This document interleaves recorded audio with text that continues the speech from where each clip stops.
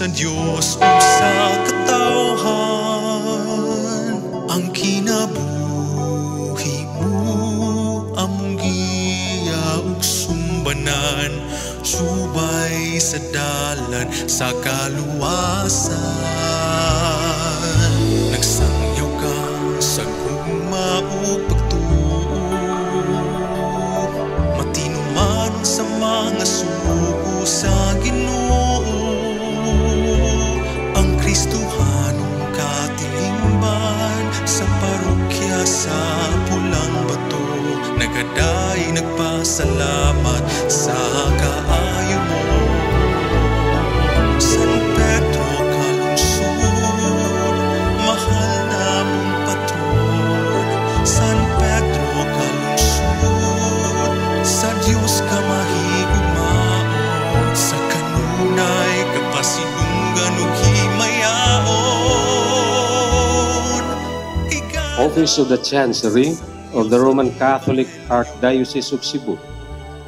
Dear Father Jose R. de Dios III, Parish Priest of Our Lady of the Immaculate Conception Parish, Matabang, Toledo City. Dear Reverend Father de Dios, by virtue of this letter, I hereby appoint you Parish Priest of San Pedro Calungsod Parish, Pulang Bato, Cebu City, and I commit to you the full care of souls in that parish with all the faculties, duties, rights, and privileges according to the Code of Canon Law by our Archdiocesan Statutes and Archdiocesan Consuetude. Sa kanunay kapasidunggan ug himayaon. Padre Joe, kanunay kang magmahigugmaon nga amahan, malumo nga magbalantay, ug malamon nga magtutudlo sa imong katawhan. Aron inyo siyang madala ngadto kang Kristo, kinsa mulig-on kanimo diha sa tanan nimong gimbuhaton. Isip magtutudlo niya ng pagtuo, hangyoon ko ikaw karon sa pagpadayag sa pagtuo at ubangan sa katawhan sa Dios. Ako, si Reverend Padre Jose R. Romero de Dios III, uban sa ligon ng pagtuo, nagatuo sa usa ka Dios, ang amahan, ang magahom sa tanan, magbuhat sa langit ug yuta, o sa tanang mga makita o dili makita. Nagatuo ako sa usa ka Ginoo, sa Jesucristo, ang bugtong anak sa Dios, gianak samahan sa wala pay katuigan, Dios gikan sa Dios, kahayag gikan sa kahayag, matuod nga Dios gikan sa Dios nga matuod. Nagatuo ako sa usa santos, katoliko, apostoliko nga simbahan.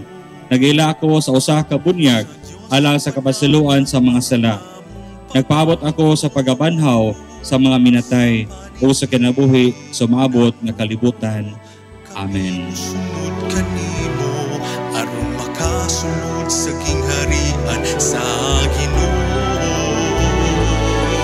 San Pedro kalungsod, mahal namong patron.